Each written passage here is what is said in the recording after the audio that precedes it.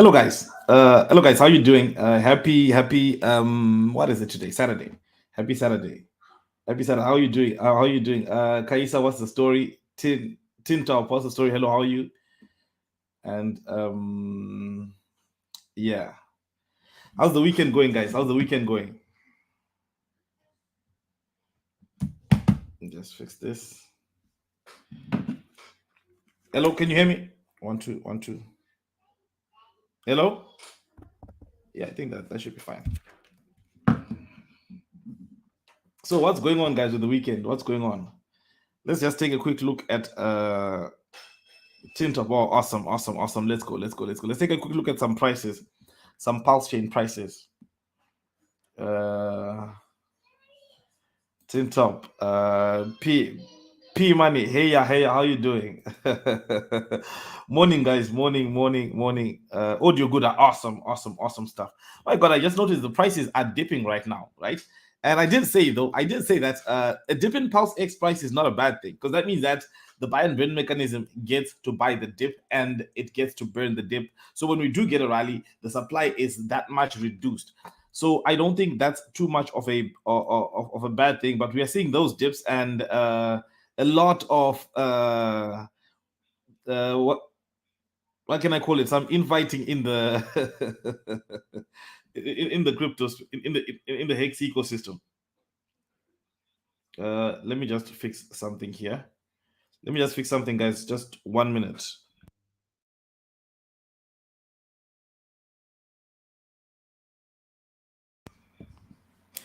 Okay, guys. Kingsley, good morning, Kingsley, good morning. DCAing into PulseChain, yeah, DCAing, yeah. You know, that's the thing, yeah, you gotta buy the dip. If you're not DCAing into PulseX and Pulse now, you are a FOOL. Yeah, I think definitely dollar cost averaging into the dips is a good thing. Share screen. Yeah. It's definitely a good thing. Mm. Yeah. So let's take a look at this, right? Right now we've got the price of Pulse is 0.000165, so it's up 1.65x from the sack rate. But Pulse X, my God, Pulse X is dipped painfully. That's a painful dip. It's at 0.0688, so it's like down like 32%.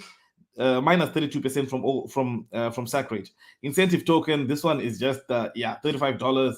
Hex is this is P Hex, right? Hex is 1.6 cents as well. So yeah, it's a strong dip. It's a strong dip, and like you said, right, DCAing into dips is a good thing. Good morning. The price of T shares now are dipping too. Yeah. What can I say? Bear market pains, huh? What's driving this dip? Is it just purely sentiment? Because I see a lot of people complaining. A lot of people are unhappy. Some people complaining about the Hex versus Hex. I made a video about that. E Hex versus P Hex, which I thought is not a big deal, right? Because I mean, the talk of people started talking about PulseChain Hex outperforming E Hex for a very, very long time. And there was even strategies of people buying up Hex, the price of Hex, so that they can get P Hex, and then maybe selling E Hex after that, right? Now that didn't quite work well because of the launch of PulseChain, the way it was structured, right? PulseChain was structured in a way that no one really knew when it was coming, so people really couldn't game the ecosystem in that way. So because of that, it was difficult. But my God, these prices, for me, this dip is kind of a little bit unexpected, though. For me, this dip is kind of unexpected. And the downside about dips, the worst part about dips, the best part about dips is getting to buy cheap coins. The worst part of it is the kind of the sentiment that you get from it, because you get lots of people whinging and moaning and, oh my God, yeah. That's the downside of that. Now, I have been covering PulseShib for some time now. Let me just take a quick look at that. PulseShib meme coin, and like now this project, I was there since the beginning. So yeah, let me take a look at that. Definitely part of the team there, and it's here on Coin Paprika now. You can see are off. The prices are off. I think that possibly Dex Screen is possibly the place where you get more accurate. more accurate information. And what's happening on Dex Screener as well, because the good thing about Dex Screener is you can see some of the on-chain analytics. You can see what people are doing on-chain. You can see people buying or selling, and I do see some wallets are accumulating over time, the dollar cost averaging, and I think maybe some people have multiple wallets as well that they could be using to dollar cost averaging, and then some people are selling. Some people are dumping. So yeah, there's that, right? But yeah, that's crypto for you, right? You can see, so we've got some a buy here, 42 million. That's about $21, and a sell of $50 here. There's a sell of $20, and then a buy of 68. Let me do this. Let's take a look. Scroll down. Yeah, we see $180 here, 170 million sell, 263 sell. There's all that action going on. We're shaking out the non-believers. Yes, yeah, we are definitely doing that. We're definitely shaking out the unbelievers. I hope it's only, I think, look, I suppose there's no such thing as a perfect world, right? But it would be good if there was no infighting and people just were pushing towards the purpose of, okay, right, what we want above all things is to get adoption, right? That's what we want. We want growth and adoption. And if we're pushing towards that, I think that would be the best strategy over time. Because all these little fights and look, at this point, I think it's pretty clear. Volatility is part of the game, and volatility is not going anywhere for any asset. And Richard always says that volatility is the price you pay for the best performing asset in the world. So if people are not willing to stomach that, then that is. I expect a dip pullback after dust settled from launch. 4 more pans fully engaged. Yeah, but I understand that. That's logical, right? The only issue that I have with that is that we didn't really have that massive, insane rally. I think what do they call it? Blow off top. We didn't have that. And what normally happens is that you normally have an insane pump, and then you get the crash. But we didn't have an insane pump. We had like some kind of stability. Because if indeed what you're saying is true, that means that the price, for example, for Pulse, which was about I think it went up to 3 cents. That means, sorry, not 3 cents, 0.0003. That would mean that's the top, and that would mean that now we're going to the crash, which is possibly some kind of price discovery and dollar cost average territory. And so if you're right, Tintop, with what you're saying, that would mean that the dip is most probably going to continue until we get to some until we get to a bottom. If 3 cents for Pulse indeed the top, that means that how big a dip should we expect then? Should we expect a dip up to, let's say, 70% from there, right? Which is maybe about which is below sack rate for Pulse. Is that what we should expect? So that's why I did not think that I did not expect a pullback. I did not expect a pullback. I mean, look at charts of coins coming in. You've got a huge pump to the upside, and then you've got a huge crash as well. So if 3 cents was our huge pump, that means that we're going to be talking about dips for a long time. But again, I must say this, right? I must emphasize this. The good thing about a dip in regards to PulseX is the fact that when you've got a big dip like this, it means that the buy and burn is buying more PulseX and burning more PulseX. So let's look at how much has been burned so far. So far, we're at 70 billion, right? And today is exactly marks 2 weeks. So if today marks 2 weeks, that means I think most of the burns were, well, not most, right? But a large chunk were the past 2 days. And that would mean that we're burning 5 billion a week, which is a lot of PulseX. That's a lot of PulseX that's being burned. And if that were to continue, that's great news then. That at least we're burning at low prices, and hopefully when we start onboarding more people, and then when we do have a rally, it'll be an insane rally. Let's look at some of the other stats here. So in regards to Pulse, I actually came across an interesting thread yesterday on Twitter. Let me look for that thread. And in regards to Pulse, we've burnt, I think, about a little under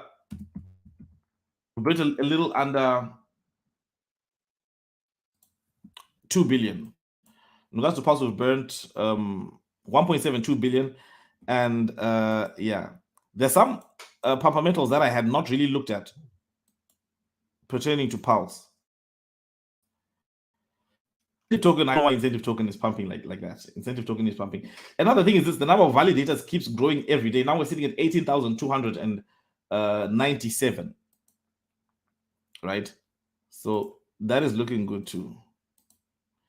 But I think in terms of stats and fundamentals for PulseChain, those seem to be doing extraordinarily well.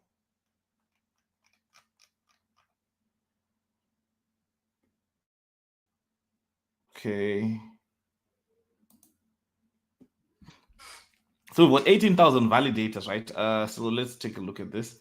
And every validator has to stake 32 million Pulse.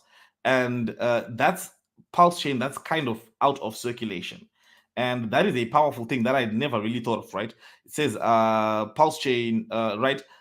This is a layer 1 fork of Ethereum, zero vesting. Yeah, PulseChain is unique given that OA holds 90% of tokens, which won't be sold as well. There's now 18,000 validators locking up 32, it should be 32 million Pulse each year, earning yield. And so if you calculate that, that is a lot of Pulse that is out of. So if you calculate 32 million Pulse multiplied by the number of validators, which is about 18,000 validators, that's a lot of money that's being locked away in regards to Pulse. Also, and then the thing with being a validator for Pulse is that it's not yet easy for most people to be validators of Pulse, and we need to create. It's coming over time, right? Platforms for people to validate who have less than 32 million Pulse, right? Because if you look at Ethereum, they've got Lido. Lido allows people to stake Ethereum who don't have 32 Ethereum. So if you have decentralized solutions that allow people to stake Pulse who don't have 32 million Pulse, and we have the tools, the applications, the front ends that make it easier for people to stake that Pulse, I think that can be a huge game changer in regards to Pulse. And that means that we've got more locked up Pulse, right? So we now have more locked up. So we can have increasing number of Pulse locked up. I think that it's easy for Pulse to have at least 70% staked. So that means that we could end up having a situation where we only have circulating supply of maybe something like 3 trillion Pulse. I think that's doable because I know a large chunk of Hexicans believe in Pulse. But right now what we don't have is we don't yet have the educational tools of how people can stake and how people can earn yield staking and what is the yield that they're earning on staking. Right now, majority of the focus is on PulseX. Everyone is focused on PulseX and it's focused on yield farming on PulseX. It's focused on yield on PulseX, and that's great. And but I think that since we are only just starting, as time moves on, when we start to have these tools that tell you exactly how much yield you can earn from staking your Pulse, from being a validator, once we have all of that in order, I think we're going to have more Pulse locked up, more Pulse staked, and creating more value for Pulsicans. Possible the diehard Hexicans defend the sack rate price better than other ecosystems have in the past. Yeah. Look, I don't know, but the thing is this, right? If the top was indeed the 3 cent mark or somewhere there, where it went, I don't know if defending a price is doable. I don't know if defending a price is doable. I don't know I don't know if it's possible to defend the price. I think because I think you'll always need buyers. Because here's the thing, right? Think about this. When Richard had announced Hex, a lot of Hexicans sacrificed, right? They sacrificed how much? I think at first 600 million, right? Why were they not using that money to buy Hex? Why were they not buying Hex with that money? Right? Why were they not buying Hex with that money? So I don't know if you can really defend the price. I think it's strange. People chose to invest, but before it was announced, they were not buying Hex with that money. Of course, some people were buying with their own strategy, like their own dollar cost average price strategy, their own different strategies. But definitely, a lot more people were able to dig deep in their pockets and do that. When they were not willing to do that before, they were not willing to defend the price before. But then when a new project came that they liked, they decided to do it. So I don't know if there's going to be any defending of a price. But look, I'm not saying that I think it's going to go below sack rate. I'm not saying that. I don't think it is. But I'm just saying that if you expected a pullback, then how big is the pullback you expected? That I guess that's the logical part. But if you if indeed you expected a pullback and you felt like that we had reached the top in the launch pump, if you felt we reached the top in the launch pump, then that means that in my view, I would say that would mean that there's definitely more pain coming. I don't think we reached the top, but you've given me something to think about. It's definitely a different insight to how I've been looking at this. Monkey Magic, what's up? Tintop, Richard Hard fundamentals will pay out over time. And this one is a fact that not many people really like to look at and consider. And that's hardcore, you're spitting hardcore facts here. And one thing that you realize is this, right? His strategy is always the long-term strategy. It's always the long-term strategy. And painfully so, he does not really budge into pressure. And I want to emphasize painfully so because it's surprising, right, that he can stick to his guns that much. If you think about PulseChain launch, it took 2 years with every single day of people saying, launch it now, launch it now, launch it now. When launch, sir? So I think those fundamentals, I think that they're over time thing. And I think that at this point, the timeline looks like the top of the next market. And so I think that's when to expect a rally. Team top 100. I agree 100%. Yeah. PulseShib, where are buyers? Well, you can check the chart. You can check the chart. We looked at the chart briefly. You can check the chart, and the thing with DEX Screener is that DEX Screener will give you a list of all the transactions, and you can check out all the transactions. And so, for the most part, now it's mostly small buyers and small sellers. I think it has gone up a bit because it was in the hundreds of dollars, and now it's in the thousands on some transactions, right? But the volatility is insane. The swings are really, really insane. Sorry. What's your take on deranged sellers selling their PLS on a 2x after 2 years? Yeah, I think that's crazy. I saw another tweet. I don't know where I saw it from, but that tweet was a little bit more telling. I'll say this, Hash, right? I think we do understand that PulseX and sorry, some people are selling it at 2x, but the big sacrificers are up 4x because they got multipliers, right? Instead of 10,000 points, they got 20,000 points. So they're up 4x. And what that doesn't take into consideration is the sacrifice was at the top of the market, right? So an example, I think Hex was about, say, it was at the top of Hex, right? Maybe about somewhere within the range of 18 cents to like 25 cents, right? So yes, you sacrifice your Hex. Say you sacrifice $1,000 of Hex. Yeah, you sacrifice your $1,000 of Hex. But if you had held Hex, you'd be down like 60% somewhere there. Down 70%, right? So there are actually some hidden gains there. There's some hidden gains there that had you done the alternative, you'd be much less well off, right? And if you look, Ethereum was a lot had a much higher price. I don't remember the price of Ethereum during the sack phase. So yeah, it is a 4x, right? But think about this: 4x in a bear market where everyone else is down big, and if you're a big sacrificer, you sacrifice $1 million, and now you have 4 because of the multipliers. Alternatively, your 4 million could have been 300,000. Right? Because of the dip that the entire crypto space went through during that period of time. So I think that, it's not logical to do it, but I think that there are some hidden gains that are there that we don't see, but I think they're real. There's obviously some preservation of capital. That's real. Okay, then I'm laughing at the next tweet. Pulse failed. Pulse failed, right? But guess what, right? Pulse is now the 4th largest blockchain. Now, it was flipped by Arbitrum because the price of Pulse dipped. So that means that the total value locked dipped as well. But Pulse is the 4th largest blockchain, right? It's larger than Matic, guys. Matic has partnerships with Facebook, partnerships with so many projects, doing NFTs, that. And PulseChain is 2 weeks old on the dot, 2 weeks. So I don't know if you call that failure. I don't know. If you call that failure, then what does success look like? I got wrecked on eHex, sold all my pHex for it. Now it's dumped. LOL. Yeah, but look, okay. This. But I don't understand. Why would you sell your pHex for eHex? Right? I mean, majority of attention right now. Let's be honest here. Majority of attention is on PulseChain, right? Which coin is getting listed on exchanges right now? Which coin is Ivan on Take talking about right now? Which coin is in the Richard Art ecosystem? Which coin is crypto banter pumping right now? Which coin are they writing articles about right now? So I don't know. Now, maybe I do understand some people have a contrarian perspective, but I think for the most part, right, this is my opinion. I think contrarians are right, but some of the times, but they're wrong most of the times, right? That's why it's contrarian, right? Because but when you're contrarian and right, you win big. So I think for me, my perspective is that PulseX is more valuable than eHex. Now, some people believe that it should be the same, both hex prices should be the same, but I think that there should be a premium on PulseX.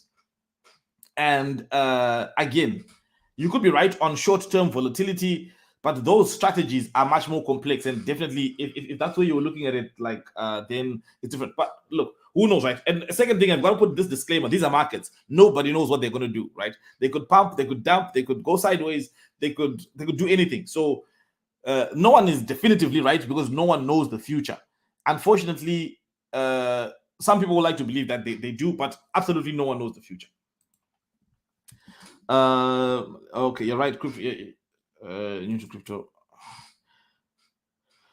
Low week 2, and you're calling the end. yeah, tip-top. Yeah, you're right. You don't know Richard Hart and the X community. We're just getting warmed up. Yeah, you can't call the end in week 2. I think a lot of people are extremely short-sighted, right? A lot of people are short-term sighted.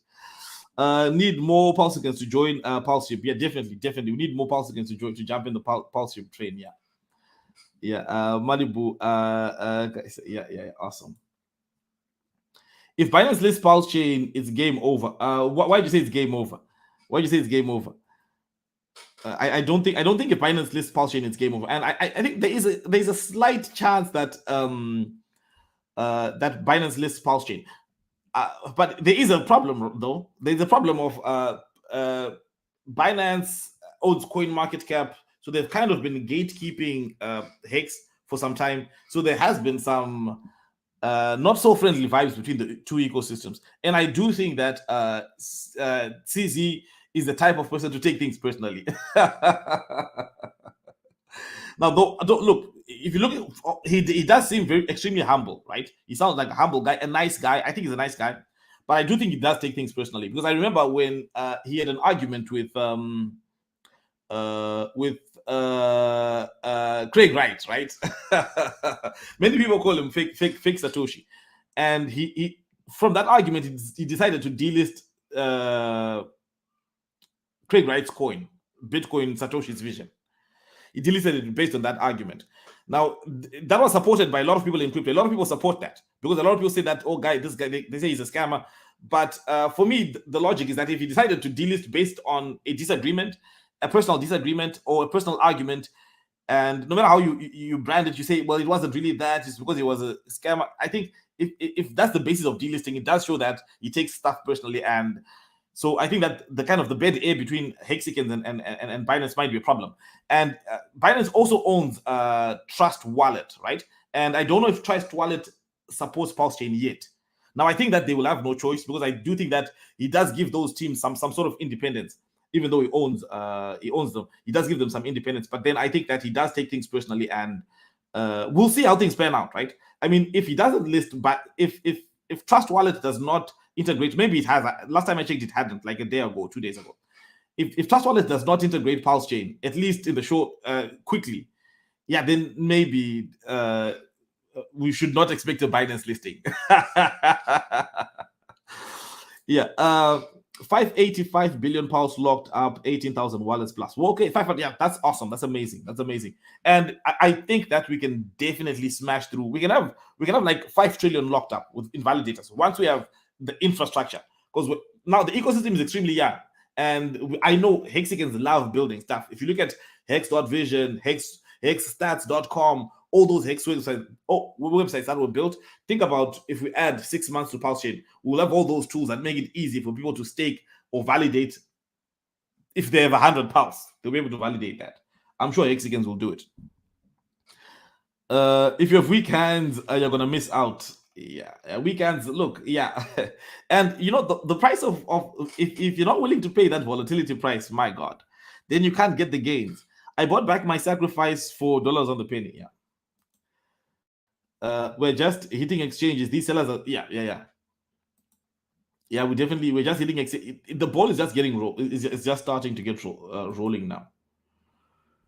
Why did Pulse and PulseX dump even though no one was really in profit, considering we listed below sacrifice? No one had real gains. We said earlier that big sacrifices had big gains, right? I mean, if you look at it, right, if it hits 0.0003, that means that the big sacrifices are up 6x. 6x is still small though. In crypto, it's still small. Last border. Thanks, Maestro. Joined late. Thanks as always for your nugget of wisdom. Yeah. Okay. Oh, it's my Maestro. My God, this is a big compliment. Thank you. Last border. David. No, I'm not. I'm very close though. I'm very close though. Morning. PulseX is definitely more valuable than Hex. Yeah, well, look, PulseX, that buy and burn mechanism is insane, guys. The buy and burn mechanism is insane. And I mean, right now we've put 70 billion out of circulation because of the buy and burn mechanism. So yeah, PulseX is something else. And my hope is that we can get more PulseChain projects doing the same thing. Can you see that unique? Oh my God. We needed this dip washout weak hands. Look at Hex chart shortly after launch. This is an opportunity to accumulate over the next months. After that, we'll never see these prices again. Yeah. I think when we definitely hit the next pump, these prices will never come again. These prices most likely will never come again. Yeah, most likely. Yeah.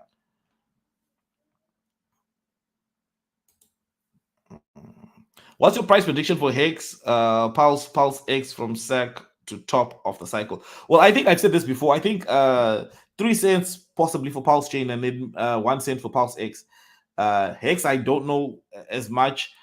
I haven't really thought about Hex as much right now because obviously majority of focus has been on these. But Hex, I think it will still do well. I think we'll probably. I think $1 is probably doable. $1 is about how much, or maybe a little bit more than that. Now, Hex still has fundamentals. That are okay. I'm going to take back what I said. I said Hex still has fundamentals that are better than I don't know about PulseX, but definitely Hex fundamentals tokenomics better than Pulse. Potentially better than PulseX because Hex has hardcore believers and the liquidity is extremely low, so it's easy to drive the price of Hex up. So Hex can pump insane pumps. Hex can have insane pumps, and I don't know the same about because the other assets, PulseChain will have an insane pump, but I don't know if it can continuously have insane pumps like Hex, because Hex is pumps, right? Then you think it will never pump again. Then it pumps again. Then it pumps again, and it can pump hard. And I think PulseChain on the other hand, I think PulseChain will pump and then stabilize. The thing is that it's an ecosystem, right? And it's like Ethereum. Ethereum is never going to have those insane pumps. It had one insane pump and then maybe a few insane pumps. But then, like right now, you just expect Ethereum to move with the markets. If the entire market is going up, Ethereum goes up.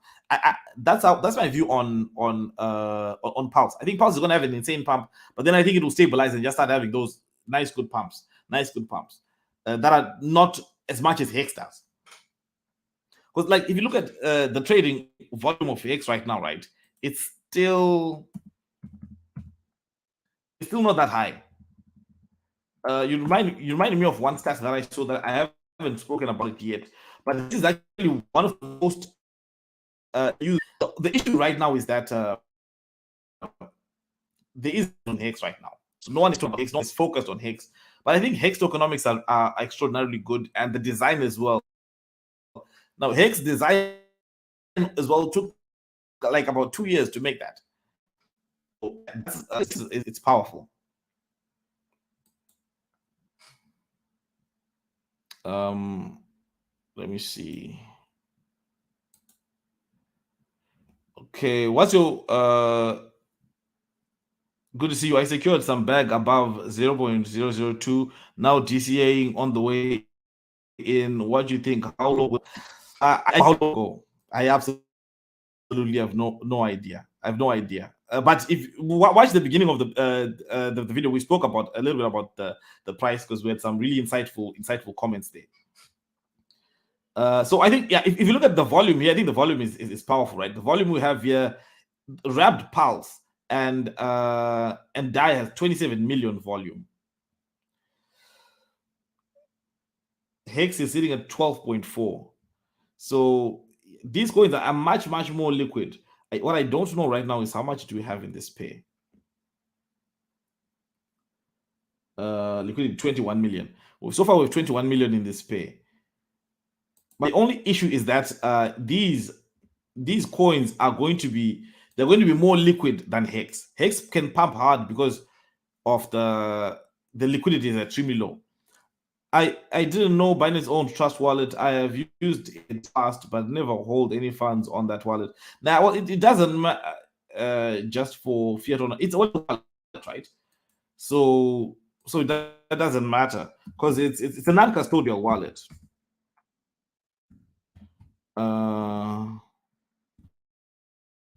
So it doesn't. So using it, I think is pretty much okay.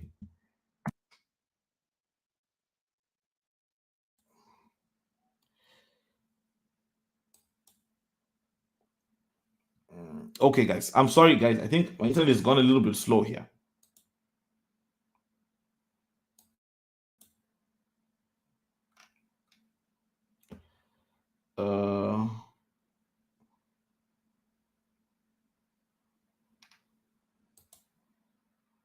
Okay, the price might go down very low like Hex did, but there's a big risk whales coming in and taking the price beyond dampers for good. That would be a side.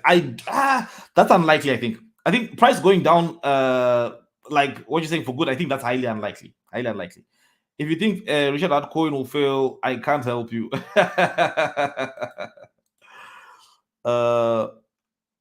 Bag of what? Let's take a look at this. Maxi being bought back to parity with Hex, still a massive discount. Yeah, well, here's the thing, right? I think I made a video about this yesterday. I think that trying to hold a peg is one way to get wrecked. You can't. What holds a peg is the market. People decide. Now, if people are deciding that one coin is more valuable than the other, if you want to force them to leave something else, so I don't think that will end well.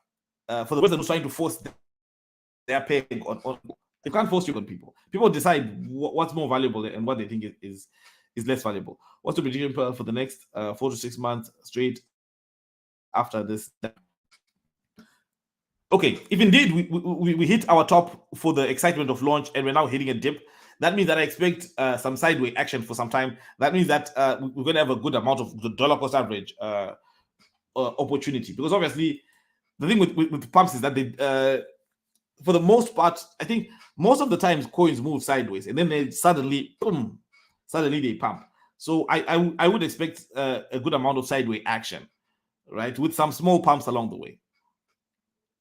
And the excitement for me would be more a long-term thing, right? Like thinking that, okay, maybe we hit those big numbers at the top of the market.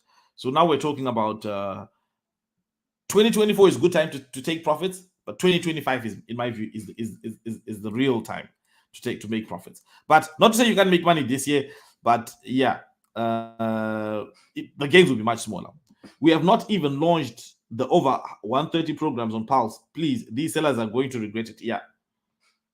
And I must say, I am seeing some stuff that I think is impressive that's happening in the space. Like I think there was an announcement by the team that's doing Power City. They announced that they launched a bridge, but the bridge it doesn't yet lead to PulseChain from my understanding, the way I saw it. But I think they will integrate PulseChain. I'm not quite sure, but Power City created a bridge, and I think that's extremely powerful once we start to have that, because then it eases the pressure on the bridge that on Richard bridge on Pulse Ramp. Yeah, people waiting for liquid loans and Power City launch. Yeah.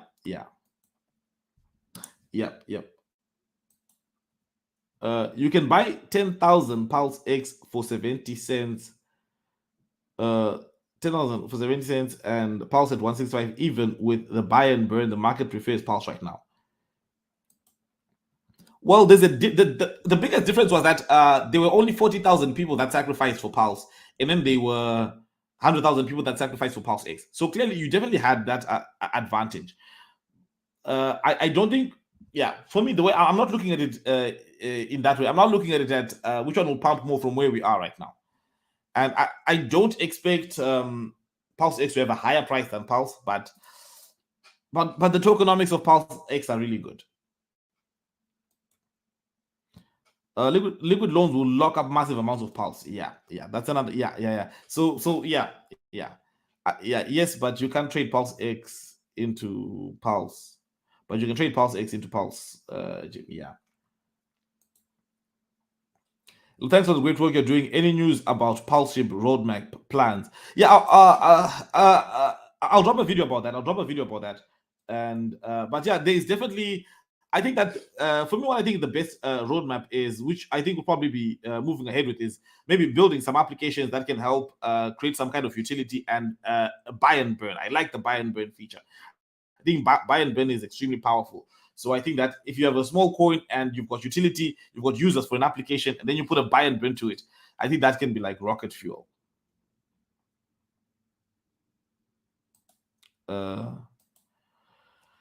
And Liquid Loads team had a PulseX Sync too. I forgot the name of that product. Sync. What does Sync mean? Is that a bridge? Yeah. Have you done any farming? If so, are you making money, breaking even, losing? No, I haven't done any farming. No. I've only seen Trayvon James post a screenshot of the gains he's making on farming. Then I was like, I should have jumped in. But I'm not too excited about yield farming. Yeah, I think it's good to earn passive income, and I think I've made one video about that. It's good to earn, yeah. But I did yield farming when it started, right? Like that was like about a few years ago, 3-4 years now. My God, it's been a while. I did yield farming when it first started. Hex launched, then a few months later, we started to have yield farming started to come around in the picture. I did yield farming back then, and then it started off so good until the scam started coming in, and then people started getting wrecked. So that's what happened with yield farming. But right now, it's on PulseChain, it's still kind of there's a protection, right? Because right now it's mostly Richard Hart products. But I think that long term you're gonna have to have more different teams providing their own yield farming platforms, and maybe different dexes as well. Like if you look, you've got PancakeSwap, you've got Beefy Finance, you've got different applications that provide those services. Any updates on PulseShib? Any updates on this project? Yeah, I'll drop a video. I did talk about it briefly in this video, but I'll drop a video on PulseShib. Yeah, I'm farming huge and making incentive. Yes, awesome. Yesterday I made 22 ink tokens. Do you believe 1 billion is a good position for PulseShib? 1 billion now. PulseShib right now is a market cap of take a look. The market cap right now is in the hundreds of thousands, right?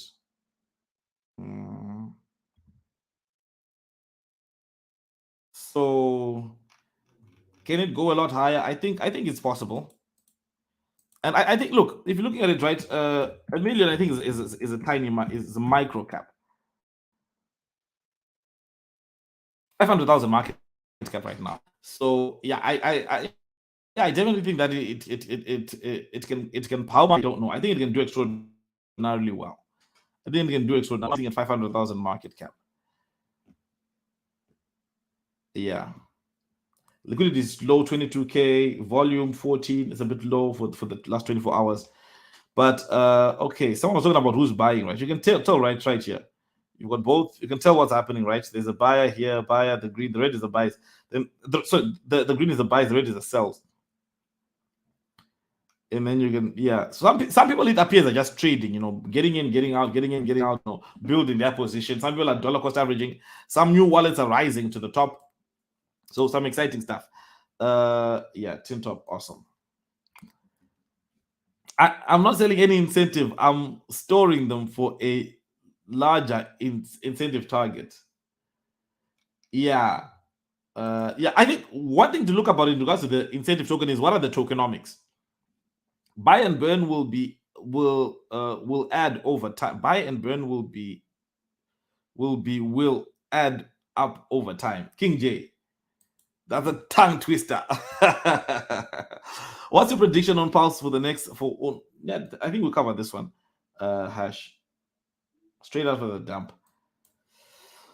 Look, yeah, I just hope it's not a dump. I hope it's not a big dump. I just hope it's like some short-term volatility. Probably will remain about 2-to-1 ratio. My God, that was exciting. When I saw the 2-to-1 ratio, that was exciting. When yeah, that was a big pump for PulseX. When we hit 4 exchanges. Now, look at what Hex did 10,000x without any major exchange listings, guys. So exchange listings are not the end all be all. Exchange listings are great, but they're not everything. Follow up sync, a way to lock up PulseX. They are doing the same LUSD with PulseX. Follow up sync. What's sync? Is that a new token or what? Sounds like it, yeah. It's Power City with PulseX copy of liquidity. Also, Power City is now competing with liquid loans. Soon to the moon. Fast Money Buy Inc. will be back at 50. The incentive token, I think, is inflationary, right? So I don't know. It could pump, like you're saying, but it sounds like a risky play. And another thing about incentive tokens, right? Richard has never spoken about it that much. He focused mostly on PulseX, PulseChain, and Hex.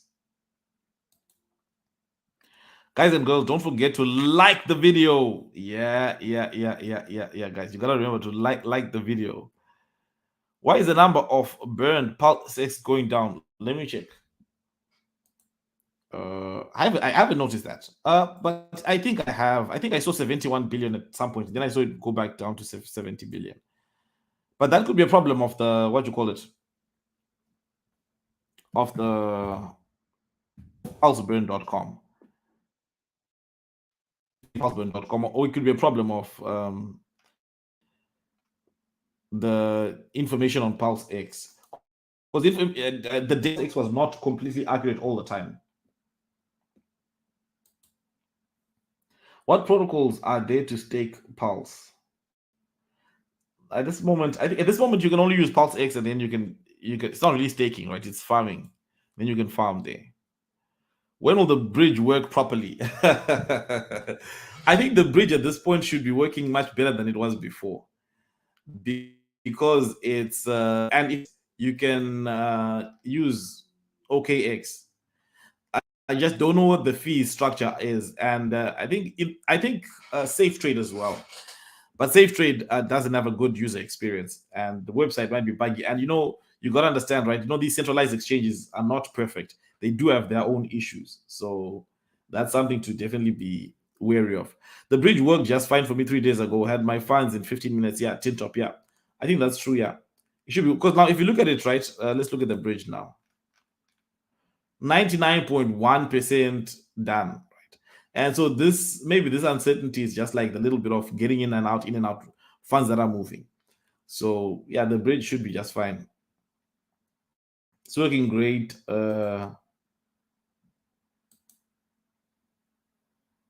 Bridge is working great. Use it many times.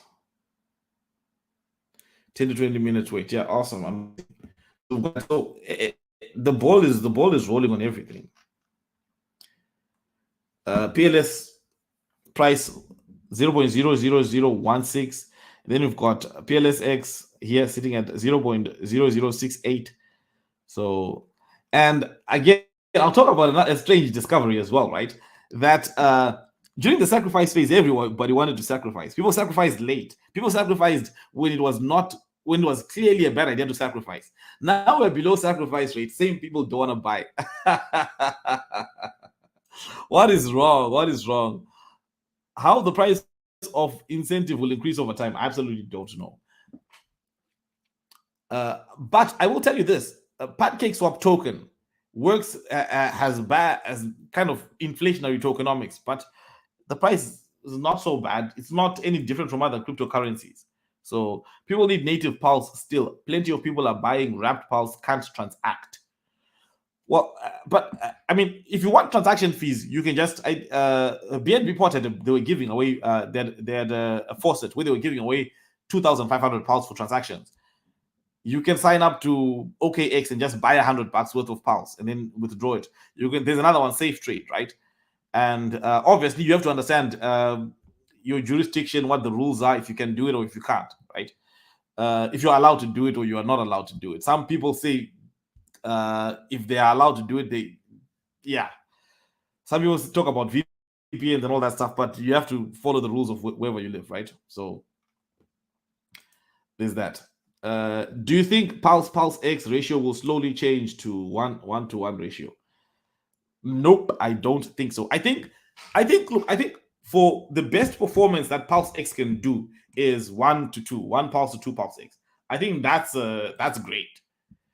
Should I buy some Hex at 1 cent?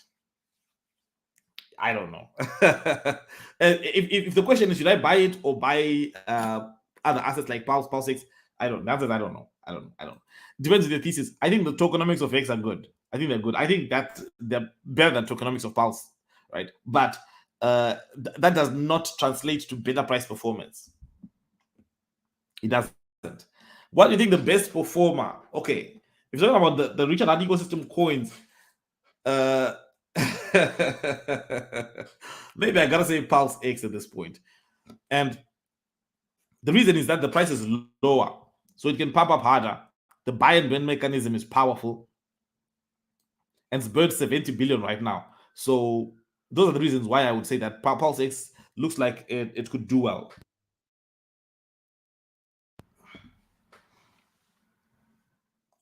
So yeah, PulseX is probably going to be a big performer. Money is not infinite. Where do you people expect people to get funds from to keep investing in a below sacrifice price crypto? My God, yeah, that's like a knockout. Where do you think the money comes from?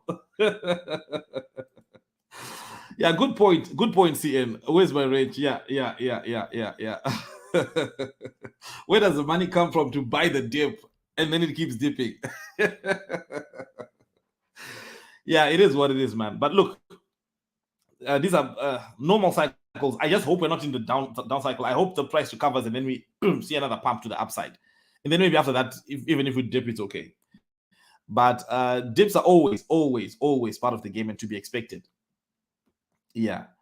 And the worst part of dips is that it makes people mean, people angry at each other, people fighting and all that stuff. Like I mean, you would think that a discussion of EHEX versus PHEX is just a normal discussion people have, but then people are like hardcore emotionally invested in that discussion, so much so that if you say the wrong thing, you're like, oh my God. It's bad. Exactly. Yeah. Sacrifice price was for you and me. Whales took 2 to 2.5x more coins, so the dump is expected. Yeah, Whales had a big price. They benefited a huge deal. New money comes in from old yield. The power of T shares. Tintop, awesome stuff. Awesome stuff. Yeah. Let me see. I was the guy that got hacked 30 million hacks today. Low, it made YouTube. I was the guy that got hacked 30 million hacks. I did not see this. My God, I'm sorry, man. That's really unfortunate. I'll definitely take a look at this. Oh my God, that's very bad. Yeah. My God, that's really bad. That's really bad. I feel like yeah, that's really bad. No. It's a lot of money. Yeah. But look, man, yeah, it's hard. It's hard. What can you do, man? Hey, you have to just start rebuilding. That's all.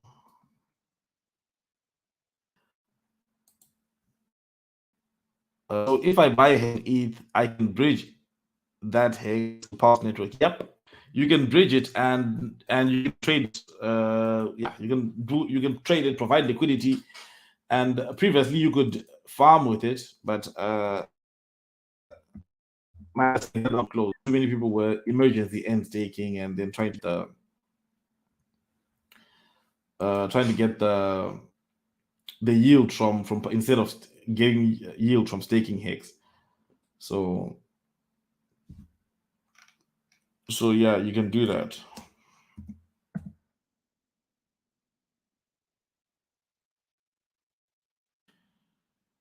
Yeah.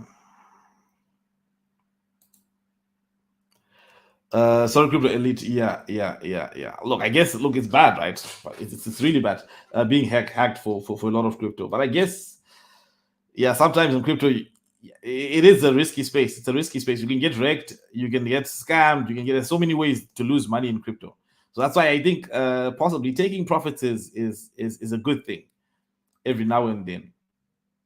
How did you get hacked? I wanted could be because the ledger debacle. I used ledger. Also, you haven't figured out what happened yet. My God. Okay, said it hasn't been updated yet. So if you haven't figured out what happened, that's something. Yeah. Well, I suppose if you report it, maybe you might be able, because at the end of the day, people still need to cash out, right? So they use centralized exchanges, and for that, everyone does KYC, especially if you want to interact with fiat. There's no way to interact with fiat without KYC. So I think you definitely have to track it. I suppose report to any of the relevant authorities. It should be recoverable. Because I also remember, is it Trayvon James saying he got hacked, but then he's now working on getting the funds. Unfortunately, it was years ago. But it's unfortunately it was years ago, but it's fortunately because prices have pumped since. So it might take time to get it back, but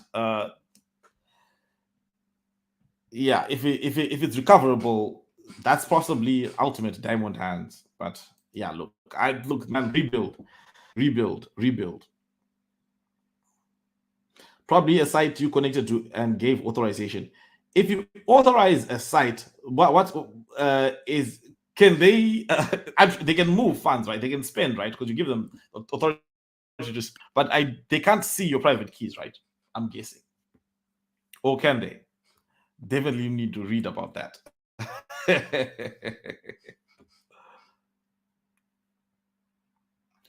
Yeah, but yeah, this is something. When single site staking, yeah. Look, I think if you look at PulseX, I think it's been improving gradually a lot, and I mean it's improving every day basically. So I think it should come soon, and I think we do need some other yield platforms as well. We need some other yield something like your Beefy Finance, something that provides yield for multiple assets. And the most it'll be like get ready city. Because some of this yield plays, farming plays, yeah, they get you wrecked quick. But like yield farming is good. It's the double-edged sword. It's good because it can provide access to earn free coins, but it's also bad because then you go to a platform where majority of the staking day is possibly things that will get you wrecked. But I think that a staking platform is probably one of the most on-demand things in PulseChain, because what a staking platform will do, definitely something that takes some of the things that PulseX does, but does it better. Because PulseX at the end of the day is a decentralized exchange. It's not going to be a great yield platform. I don't think so. Just like PancakeSwap is not a great yield platform. If you look at BT Finance, right, they can structure all the stuff. You can have a pool of staking your Hex to stake it easy, a pool of staking your Pulse, so validators will be able to just plug into that platform and just stake their Pulse there, and then and then having the yield aggregation of, okay, what's the best pool? How can we move the funds around? Like a blend of that with something that like YFI does. I think that's a tool that's extremely needed. Yeah. So yeah, I think that will come in time, both with PulseX and from other platforms as well. Oh, okay. There's a question. I did not see this question about buying only buy if you use Ledger, maybe. But okay. If you bought Ledger from a compromised source, yeah.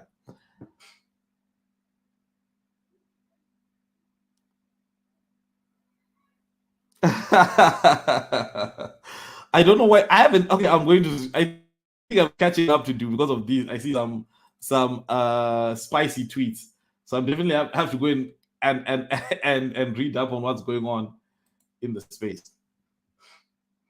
Do you think Richard Hart is working on the next project? No, no, I don't think so. And I don't think there's any value for him to work on the next project. I mean, because if you look at it, right, PulseChain, then there's PulseX, then there's Hex, and then there's the incentive token, then there's the bridge, right? I don't think that is a good idea. Even a wallet, I don't think it's a good idea for Richard to work on a wallet. Because if you look at it, right, Ethereum itself, sorry, PulseChain itself will need some kind of upgrades. We've got to start thinking of scaling. Because since we have more users than we anticipated, that means that we're going to need some scaling solutions. So my view would be, I'm not so excited about new projects. I'm excited about, like, if another team comes, like let's say Beefy Finance brings their tools to PulseChain. Well, we wouldn't want their tools. We'd want something tailor-made for PulseChain, because PulseChain is different, right? And if we have then what do you think? What do I think will be?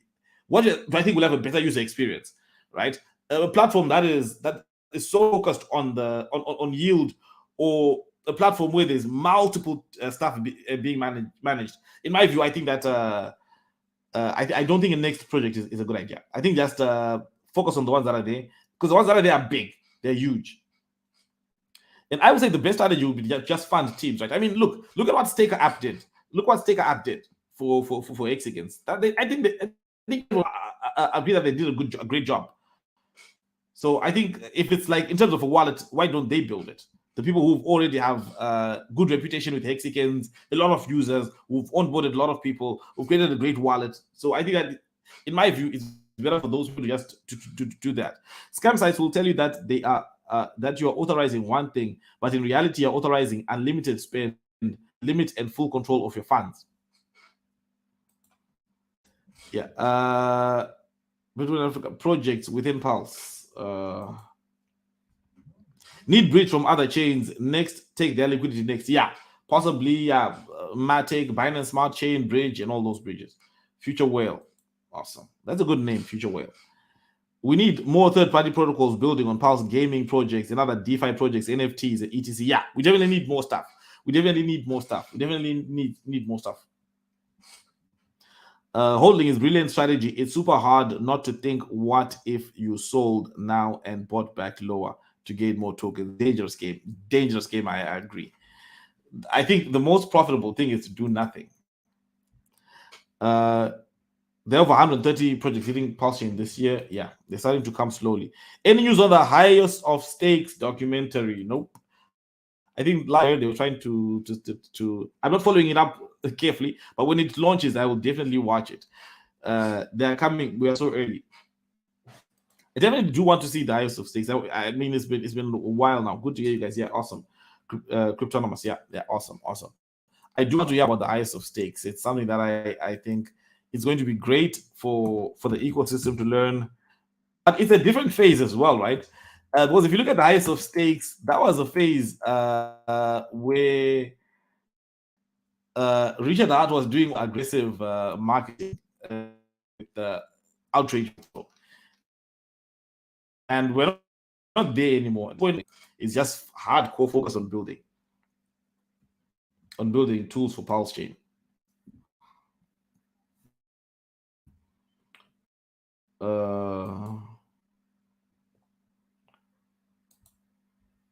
Sorry guys. Hey, for some reason my internet just decides at some points to just get laggy. So the PulseX exchange, it says enable Hex random address comes up saying allow this address to access funds. Is this a scam? When you are using PulseX, you have to the trends. So you have to approve, and then you set a limit of how much you approve to say to spend. But if you're using the official PulseX website, then yeah, you should be fine. What would be the value added of the Hex projects on ETH since Pulse is a layer 1? Well, it's to reduce the load on Ethereum. So, because if you have less projects launching on Ethereum, more projects launching on PulseChain, that means that fees on Ethereum go down because you've got less demand for block space on Ethereum. For Ethereum, yeah.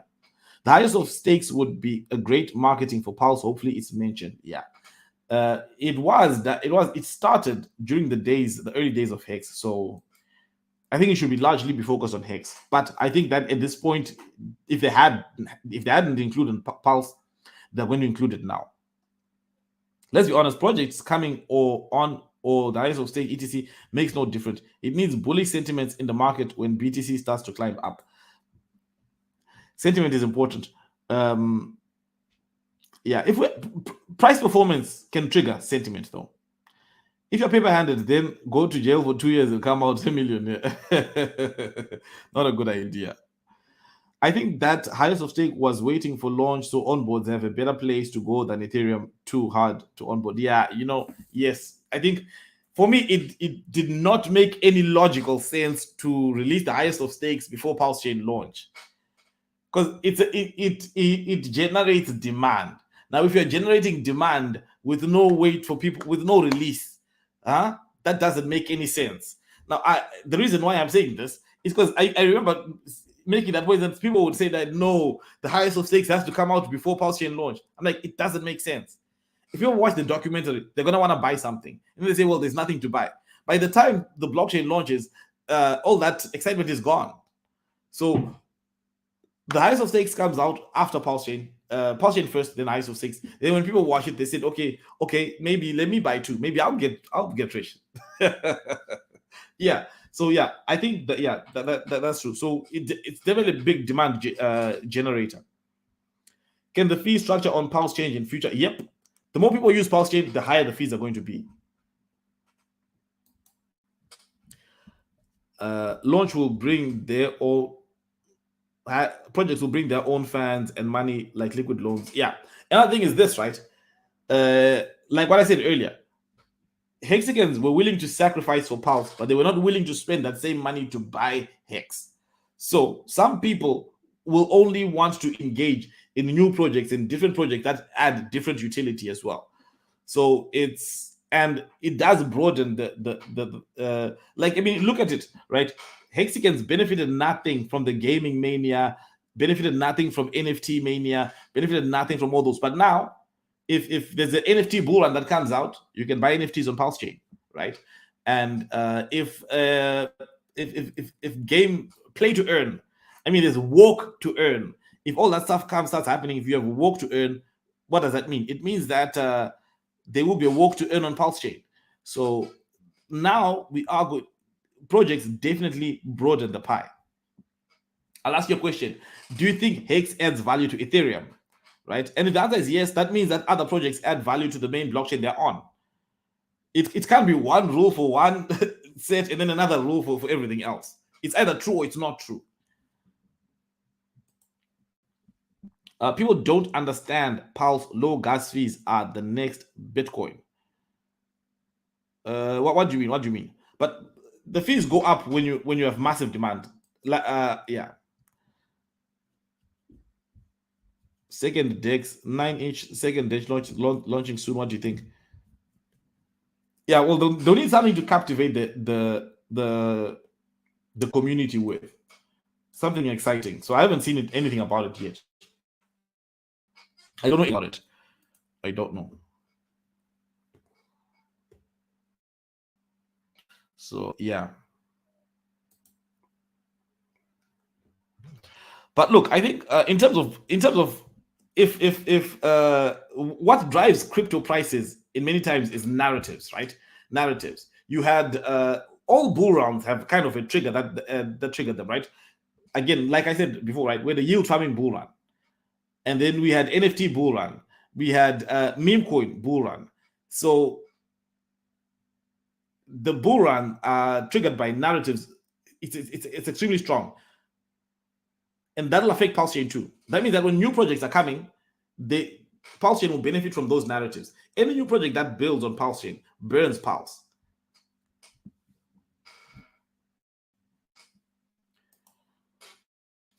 Awesome stuff. Awesome.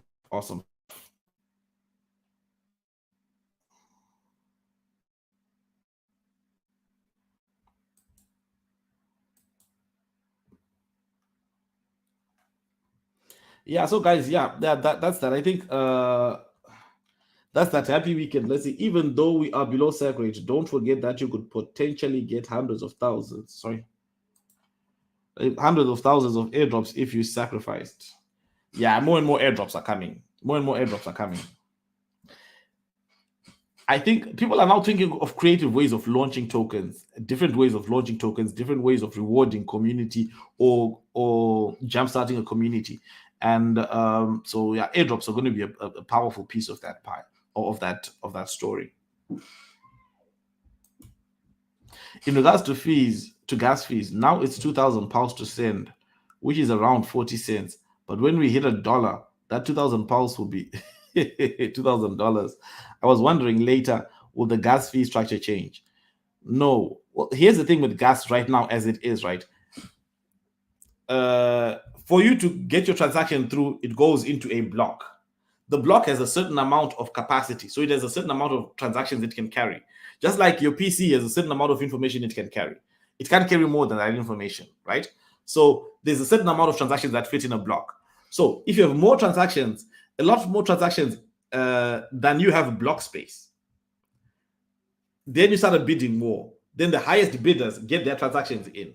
So when you are paying a higher fee, when MetaMask tells you the fee is $10, it means that MetaMask in the background is bidding for you the highest price to get your transaction through. So when you pay that price, you bid the highest to get in. Anyone else, those who can't afford to bid, they don't get in that block. So the price continues. So if more people want to get in, it gets more, like Ethereum. If you remember, it was $1,000 in the bull run for transactions. If you remember, a lot of people complaining. This is why PulseChain was created. A lot of Mexicans were complaining, saying, "Richard, what do we do? I sacrificed. I had a ladder, and now I made gains. I'm up 100x, but I can't withdraw because I need $1,000 to end stake, and my stake is only worth 800." That was a big problem that was there. So transaction fees, if you have more users, become a problem. That's why there's a lot of talk of scaling solutions. So if we onboard massive amounts of people, transaction fees will become a problem. But that's nothing for you to be worried about right now. We're far from that. Another thing is this. I think that PulseChain will be able to move faster than what they do on Ethereum. So I think that if we do have transaction fee problems, they will be fixed like that.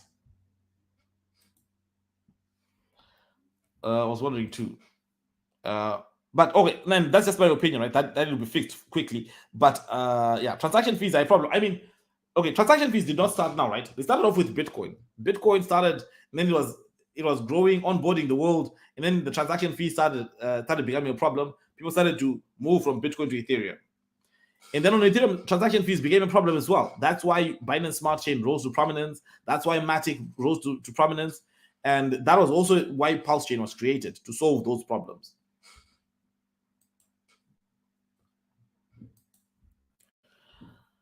But that means there's no point sending Pulse price too high because no one will be able to swap too expensive.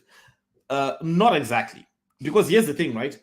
If the price going up is not what drives transaction fees up. What drives transaction fees up is demand for block space. If a lot more people want to use it than than we can take on, that's where the issue is. But if price pumps to extreme levels, right, that means that your money will be in so much profit that you can pay those fees. Do you know who wasn't complaining about paying $1,000 transaction fees? People who had 100x, right? So the majority of people who were complaining are people who had like maybe split their, in terms of Mexicans, split their wallets into multiple wallets, or that had and I'm not saying split, that's a bad idea. That's a good idea for kind of privacy and all that other stuff. But people would split their wallets, and then people had many stakes. Like people wanted to withdraw the hex stakes on a weekly basis. People would create a staking ladder like that, saying that, okay, I'm going to be earning my my hex paycheck in 2 years, so I'm going to be withdrawing every week. They had a problem because now transaction fees had skyrocketed, and they had made small stakes over and multiple of those stakes.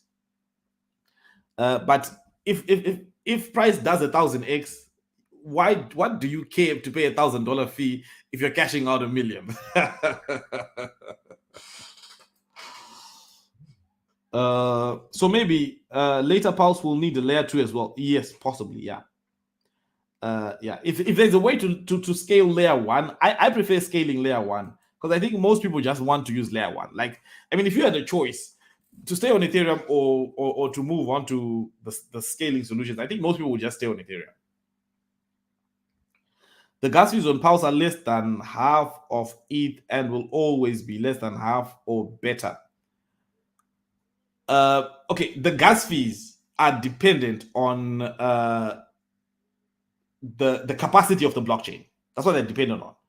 So they're not dependent. So if you have more users on PulseChain than on Ethereum, if you have 10x users on Ethereum, you can't guarantee the prices will be half,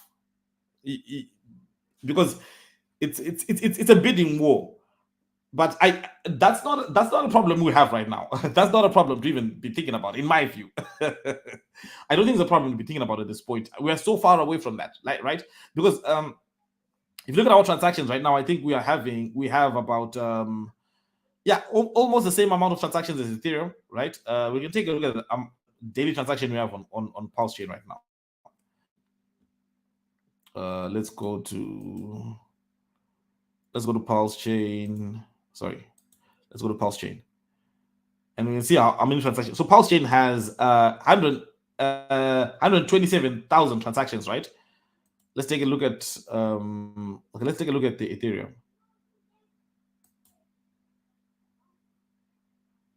Ethereum is 262,000. So 24-hour transactions. I don't really know what this number represents as well. Because is it all transactions? It can be this a day. But that's what they say, right? So right now, PulseChain is half the amount of activity as on Ethereum, right? And so we're still far away. We're still very, very far away from having those gas fee problems. And what we know is that PulseChain has greater capacity than Ethereum. So even if we were to reach where Ethereum is right now, our fees will be cheaper than Ethereum. But if we start to double Ethereum transactions, if we start to quadruple, if we start to, let's say, 5x, 10x the Ethereum transactions, then we should start thinking about gas fees. But before that, I think we shouldn't. Now, in regards to Binance Smart Chain, they have more transactions. I think also, obviously, there's a lot more small players there, and you can't have small players on Ethereum. Let's look at Arbitrum. Arbitrum, 215,000 transactions. Let's look at Polygon. Polygon, formerly Matic, 164,000. And then, but I mean, if you take a look at the success of PulseChain, is incredible, right? I mean, we've decisively flipped Polygon.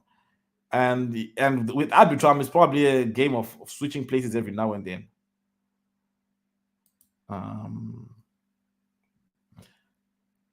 24-hour volume for PulseChain, 188 million. Let's see, BSC.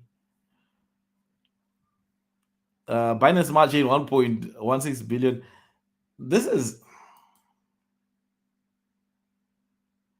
So, I don't know. Okay, according to Dex Screener, Binance Smart Chain has more volume and more transactions than Ethereum. So why is Binance Smart Chain on number 2?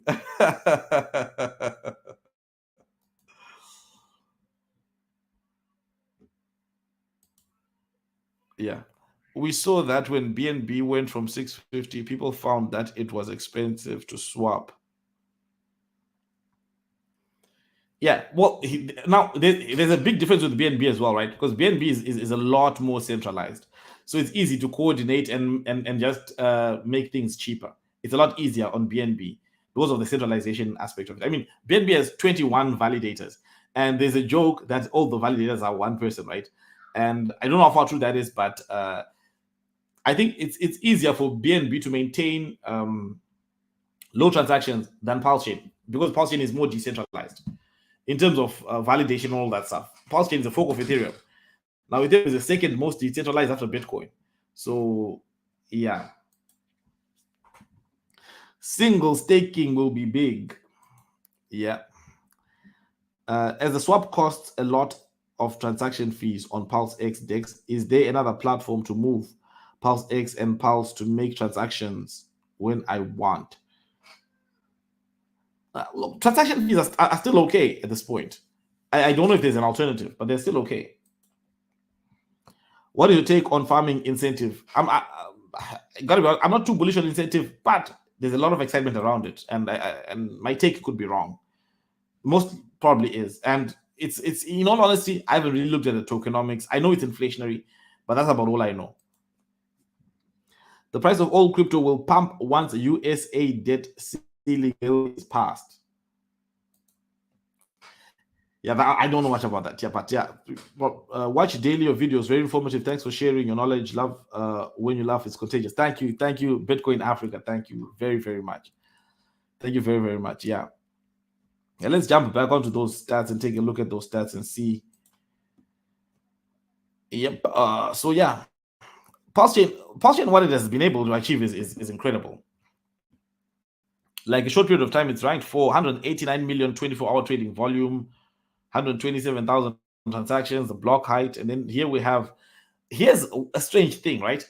A lot of people are trading the PulseX pair. I never thought that this would happen. Like it's the most traded pair.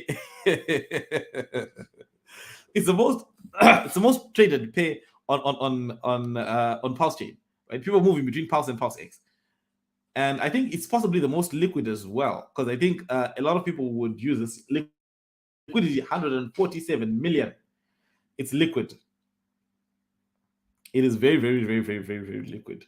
And I don't, yeah, for me, I think that these coins just buy the model that looks like there's a lot of traders. I remember Hexicans, we used to make fun of traders, right? Saying trading is how you get wrecked. But now we see a lot of people, a lot of Hexicans, PulseCans, they're doing the trading. Then we've got a second wrapped Pulse and DAI. This one, strong pay here. Then what? Pulse Bitcoin and wrapped Pulse. Let me see the volume, 904K. It's a strong volume, strong transactions, and the liquidity is extremely low. My God, 45K. It's extremely low, especially for number 3 position. I think it's low. Incentive token, a lot of trading of incentive token as well. Let me see the volume. Liquidity 28 million.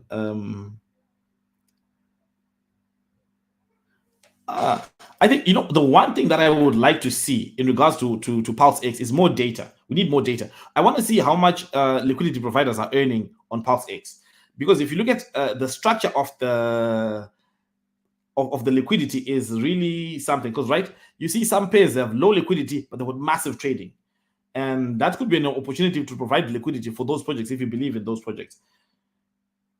And single side staking will make PulseX rocket. Everyone will scramble to get as much as possible.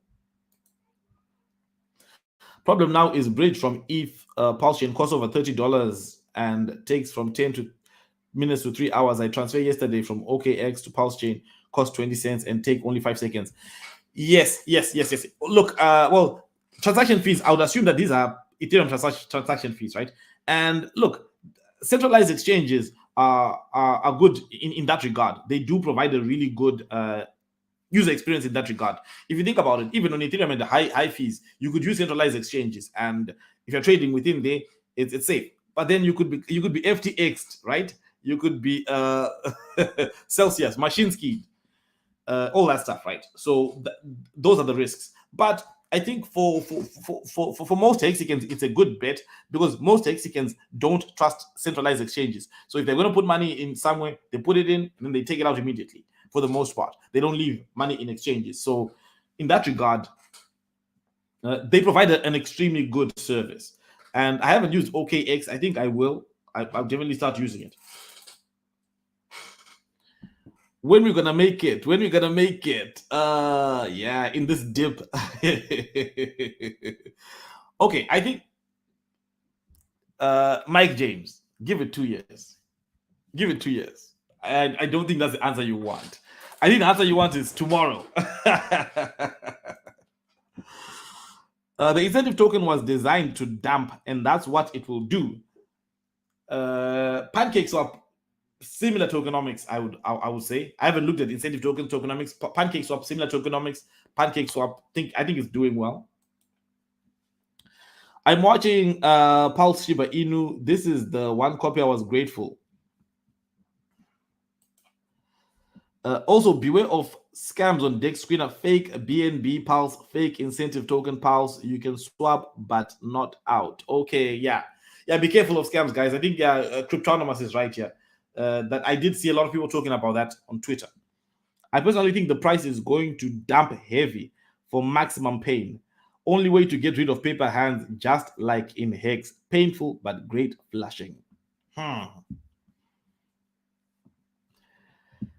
Yeah, I hope not, but again, you could be right. You could be right, but I hope not. But yeah, it is what it is. So yeah. Be careful of fake pairs and all that other stuff here. But we see a lot of action going on here. A lot of action.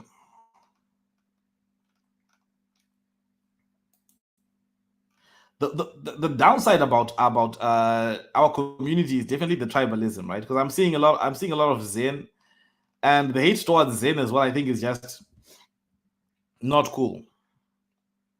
Because I think that we could have benefited a lot from Hex. We would have benefited a lot from Hex. Sorry, not from X, from Zen. Sorry, from Zen. We already benefit from X. From Zen was Zen seems to be it. They've built up their own community, which is growing, which is large, and the foundation of that are hexicans. The foundation of the Zen ecosystem is from PulseChain, and it would have been nice if we had worked together with them so that we can benefit from their growth as well. So yeah. But it is what it is. It is what it is. At least we're growing. And Zen, they'll be launching their own blockchain probably sometime next week, X1. And I think that for me, like I'm also excited about the tokenomics of Zen. But if they do launch their X1 blockchain, I think that would be really, really cool. I think that one I'll be excited about. The money is between 0.0004 to 5, where the whales got both. Okay. Oh, this is the buy price for whales. The buy price for whales. Dip of the dip. Everyone was so bullish before launch. Normally, when everyone is bullish, the opposite happens. Now everyone is bearish, which is a good sign. Yeah, everyone was bullish, but things changed a lot during the course of waiting for PulseChain, right? I mean, we had there was, first of all, it was around the top, not the top, but at a very euphoric time. That's where the sacrifice was. So at that point, it made sense to be bullish. But then the bear market started to hit harder and hit harder and hit harder until it did not make sense to be bullish anymore. So, and then we find ourselves where we are right now, where we launch with excitement, we pumped a little bit, then we dip. But if we dip further, it means that the upside is reached also. So it's not completely a bad thing.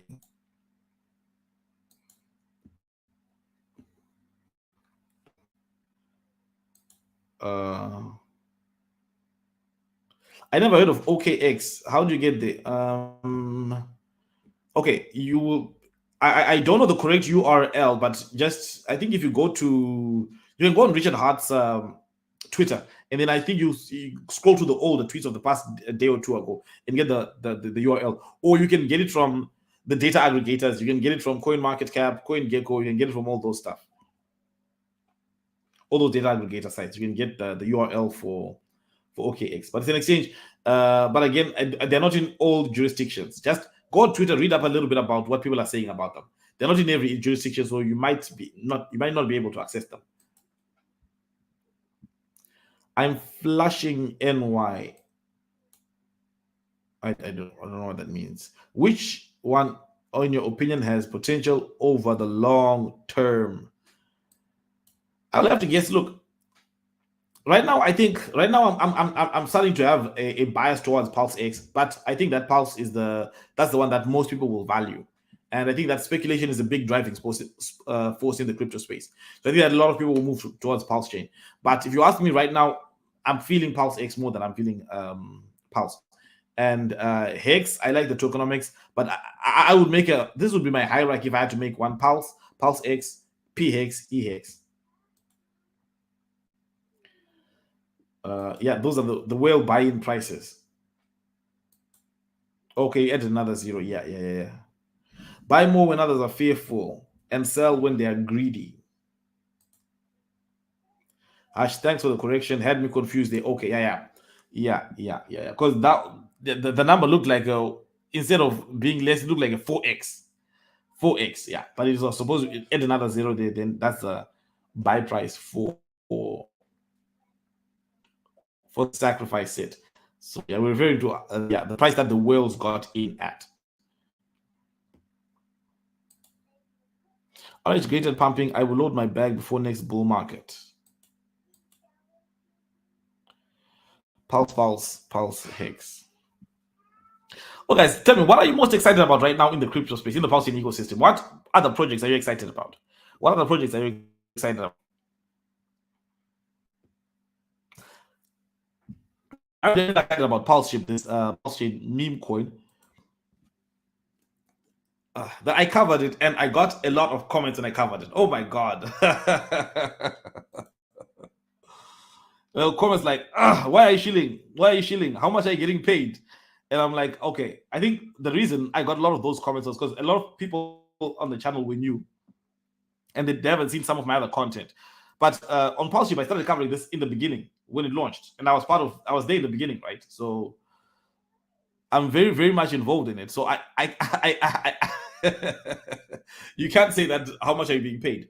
Now, the reason why I think I'm stepping up covering it more now is that when I did cover it initially, most people said that I didn't talk about it much. I think I talked about it briefly, and most people complained and said, "Okay, how can you be part of this project and then you don't really aggressively tell the community that has been following you for a very, very long time?"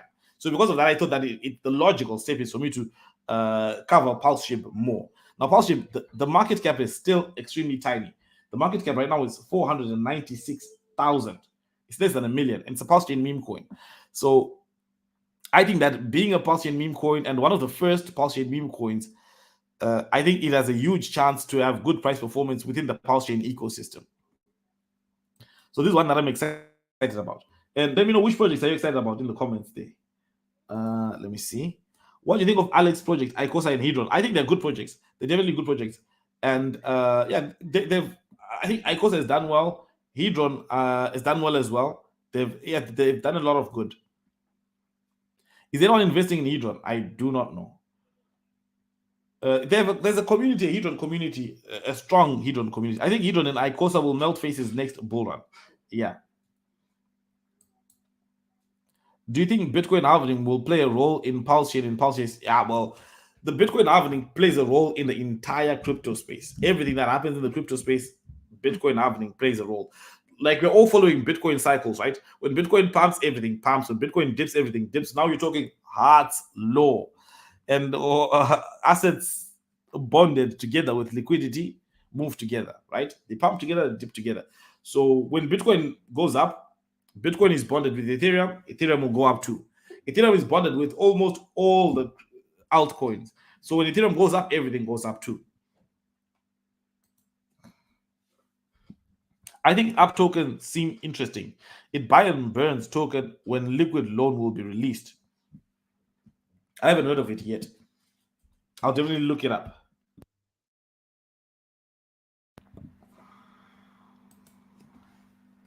Someone who put 2 million into PulseX SAC would have gotten around 8,000 free for every 10,000, meaning at current price they will still be up 16%. So this is why they are cashing out profit.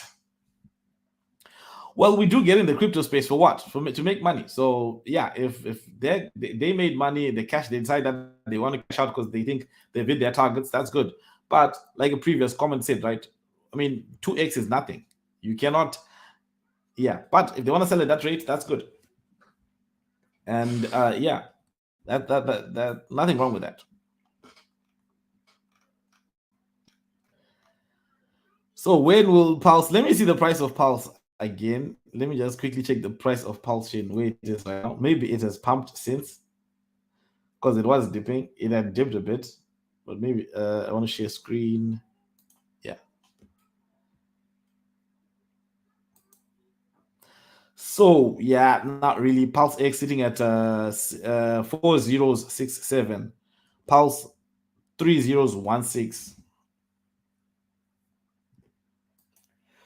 Yeah, it looks like best strategy right now is to look. Best strategy looks like DCA looks like best strategy, and the DCA the best type of DCA would be to the best type of DCA would be to DCA slowly, because you never know, right? You don't want to FOMO in, you don't want to go in hard. You want to take it one step at a time, so that if price keeps dipping, you benefit from it. Basically, the poor plebs have to wait for the whales to cash out in the deal. I hope whales cash out, because whales have significant power, right? Whales have significant power. They can definitely hurt a project's growth. So yeah, the day is not looking good. We've got PLS X PLS down significantly, but looks like other crypto tokens are not really up 2.8%. This one is up a bit, 13.3%, but everything else looks like 0.8. What's that? That's nothing.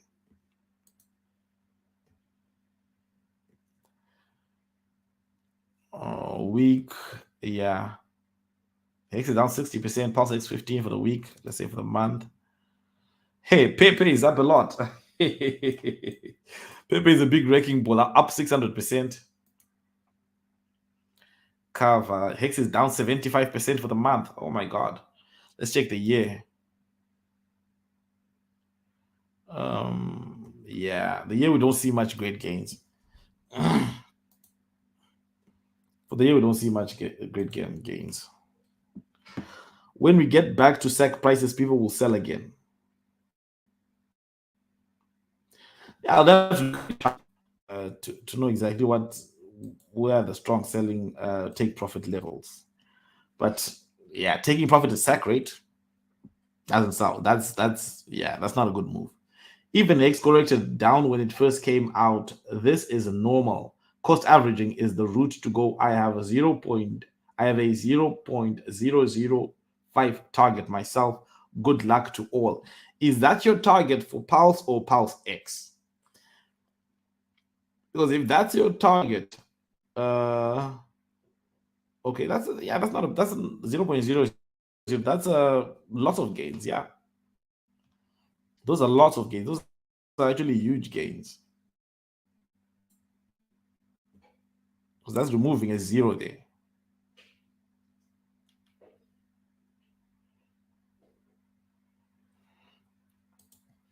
And an interesting thing, though, like we've burnt 770 billion for the last in regards to PulseX, we've burnt 70 billion for 2 weeks, and at this rate, we're probably going to burn a lot. At least 10% of user supply might probably be burnt at the end of the year. So that's extremely bullish. Another thing, guys, have you seen BitBoy's coin? BitBoy's coin was trending on Twitter with 10 million tweets, but the price is not pumping right now. And I'm contemplating, do you think buying a BitBoy's coin is a good idea? If you think buying BitBoy's coin is a good idea, let me know. Just please let me know in the chat if buying BitBoy's coin is a good idea, because it's down like I think 50% from when I checked. It's not yet here, but it's down like 50%. And BitBoy seems extremely bullish on his coin, on his Ben coin.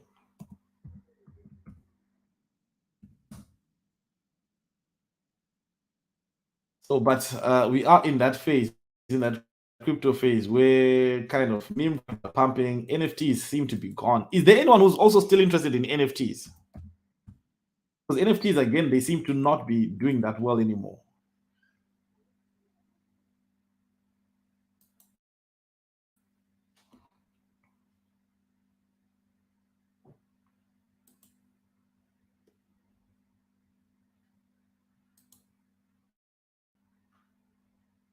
PulseX. That's the price for PulseX.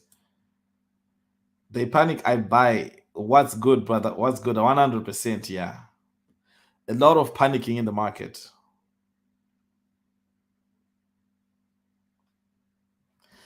This is BitBoy's Ben project, Ben Coin ETH. I wonder, will this coin pump? The supply is 420 trillion. That's a lot of Ben coins. That's a lot of Ben coins.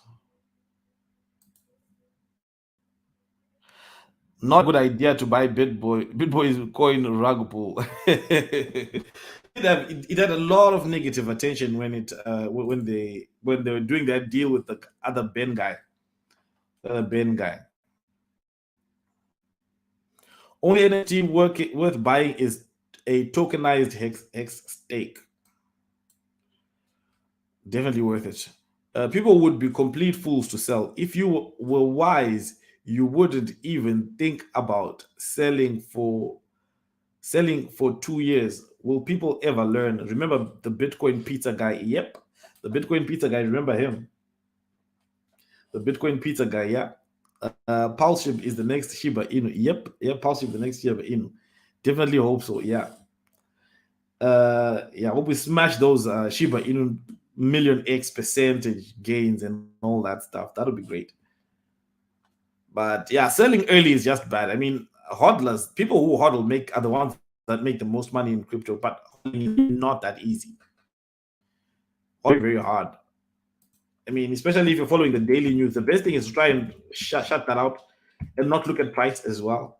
That was a good thing about Hex, right? Because as you don't have to look at price, you don't have to think about it. All you have to do is just stake and chill and forget about everything and just start and buy your stakes, load up your stakes, and then go on Twitter and start chilling. End of story. You don't need to do anything. But now we have the ecosystem has evolved. So now we have a lot more stuff that we need to be thinking about. And now we've got even a portion of we've got degen, right? Degen stuff. Like yield farming, that's degen stuff. Okay, let's see what's going on. We did it. Let's see. Richard tweeted. Let me see this. Though 100% I stand by my comment that the internet money should not cost more than 5 cents per transaction. That was the goal in 2017, and it still is the goal now. It's precisely why we are spending so much time working on scalability. PulseChain solves this. Then we've got the gas fees. It's 2 cents to send Pulse. It's to send a PRC20, 1 cent to send Pulse, 11 cents for a PulseX swap. That's good. Oh, sorry.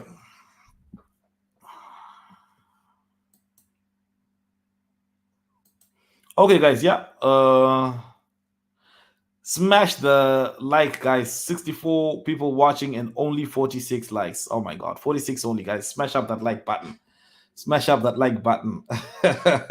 Smash up that like. Smash up that like button. Let's see. PulseChain working. Get those Ethereum fees lower. Yep. Let's see. I want to see the Ethereum fees compared to the PulseChain. What original artist posting?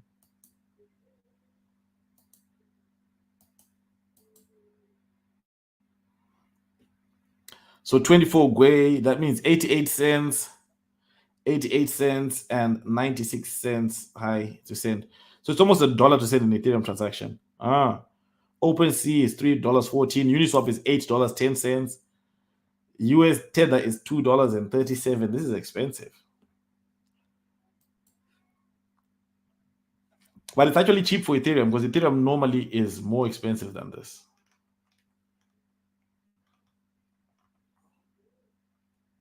Ethereum is usually more expensive. And yesterday there was some kind of drama about Richard Hart's streaming. Because he was meant to stream, then didn't stream. If I were to live stream, which I have no plans to, I would let you know. I'm waiting on that bridge to native Pulse before I even think of streaming with anyone. I will probably release a video sometime soon, though. So Okay, so Richard Hart wants the bridge to be able to, for you to bridge in something and get native Pulse. That's a pretty cool idea.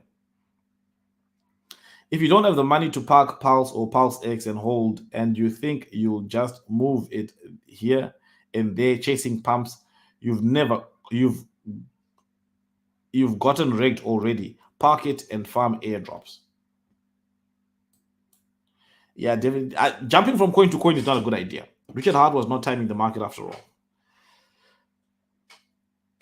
Yeah, I don't. Yeah, well, yeah, I suppose, because right now he says he's fixing the bridge right now, so meaning that there's still some work to be done.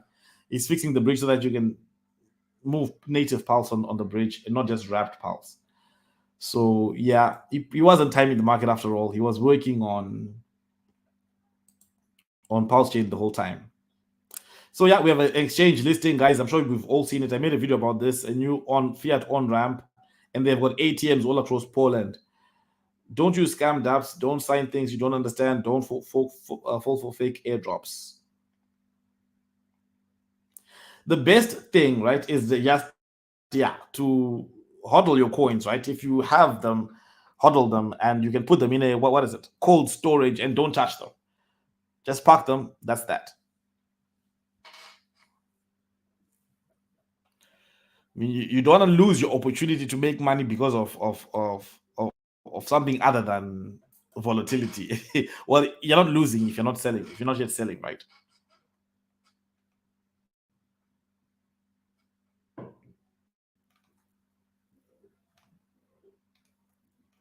PulseX. PulseX Farms.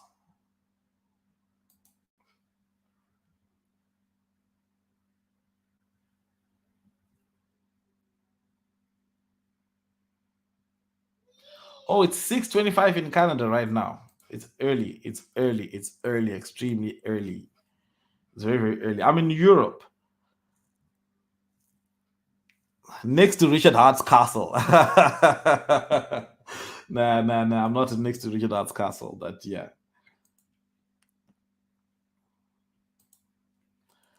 Almost 20,000 validators and going up. Yeah, those validators, we've got lots of validators, lots and lots of validators for PulseChain validators, and that's big news, right? And I think that number is going to increase once we have easier ways to for validators, right? We're just looking at Richard Hart is working on the bridge right now. When he finishes the bridge and he gets some time to relax, and then there is enough time to start looking at all these things, because these things are like now small things, like making it easier for people to validate. Those are small things.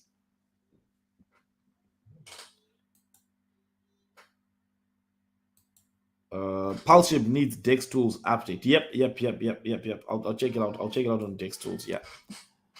With the way liquidity is set up, do you think PulseX current will change drastically in the next year? The ratio. I think I expected it to be stable, before launch. I expected the PulseX Pulse to be stable, but I think that's the most traded pair, and that means that it's extremely volatile. So that means that, sorry, not extremely volatile. That's the wrong word. That means that it can move a lot, and I think 1:2 is the extreme, and then probably 1:3 is probably the right ratio. With the way liquidity is set up, do you think PulseX current ratio will change drastically in the next year? How is this liquidity set up? Listen, I honestly don't know if the ratio will change. Need PulseShib contract address. Yeah, you go in the Telegram group t.me/PulseShib, and then check the pinned posts. Or you can go on Twitter and then see the PulseShib Twitter, and then you can see some of the links. Some of the links. Let me see if I can get it here. Oh yeah, and it's on PulseShib is also on Coin Paprika. So you can go on Coin Paprika and you can I think you'll be able to get it there.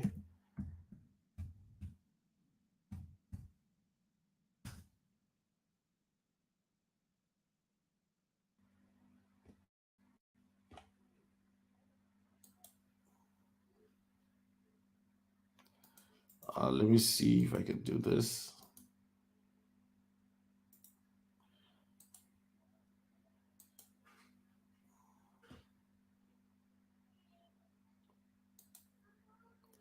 When will we see the first PulseShib utility? Probably will take time, because I think that for me, the utility that I think is the most valuable, maybe you, Mohammed, you can tell me if you agree or you disagree.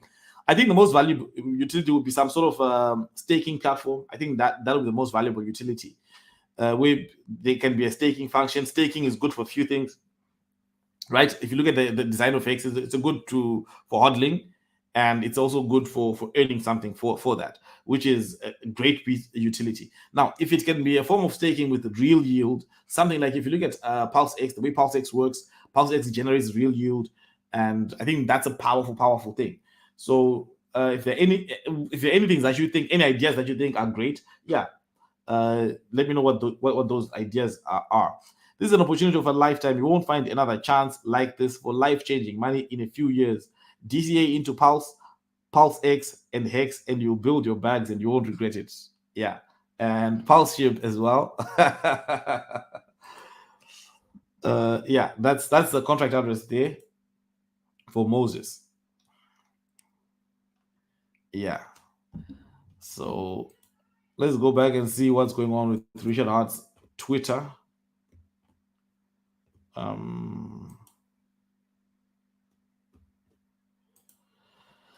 But I do believe Richard Hart is timing the next live stream, as there is currently not much for him to brag about regarding price action. I don't think so. I think Richard Hart can't stream because he's too busy. I think he's extremely busy right now. And so I think if you want information from him, just his Twitter is the best place. I mean, guys, look at it, right? PulseChain launched 2 weeks ago. So we've got PulseChain launch, we've got PulseX launch, we've got the bridge, and then we've got and in that time, imagine there have been so many fires along the way, we've forgotten them, right? The bridge was clogged, and people had to wait, in some cases, 48 hours to get their funds through the bridge. So he had to work on the bridge whilst PulseChain is moving forward, right? PulseX had kind of the data was kind of bad, kind of fixed, kind of not completely fixed. And then you had transaction fees skyrocket. You had people complaining that, look, I can't ratio trade because I can't ratio trade because I can't ratio trade because I don't have any transaction fees. You had all these problems, problem after problem come. So I think that the reason he wasn't streaming is not because that he wants to time some kind of stream. I think he's extremely busy.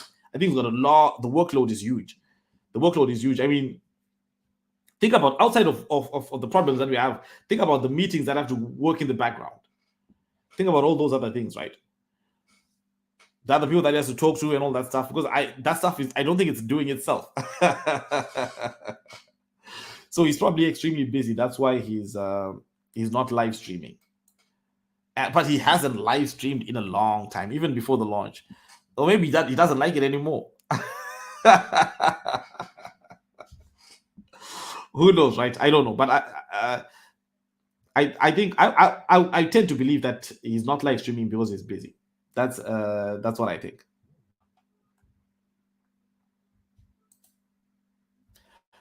But the good thing is that he's extremely. I mean, he's tweeting like 10 times a day, so he's definitely doing a lot of tweeting.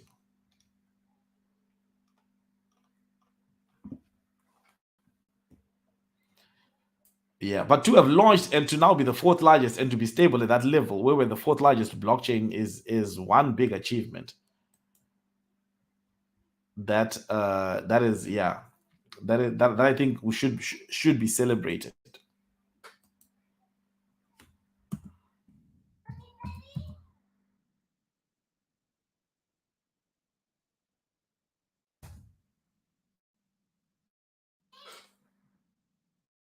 It's going to Dex index screener. Let's go back there and just take a look at the prices and see what the prices have done so far. Nah, we're staying around the same levels, just volatility upside, downside a bit, but it's all the same prices. Nothing has changed. So anyway, guys, that's about it for today. Thank you guys for watching. We've got 60 people, and I'm sure you all smashed the like button, right? Did you slap the like button? Slap the like button. Thank you guys for watching. Thank you for jumping in. Had a great stream, an extremely long stream. I think it's the longest stream ever we've ever had here. So yeah, thank you guys for watching, and I will see you again next time. And not financial advice, right? We've got to put that disclaimer there, right?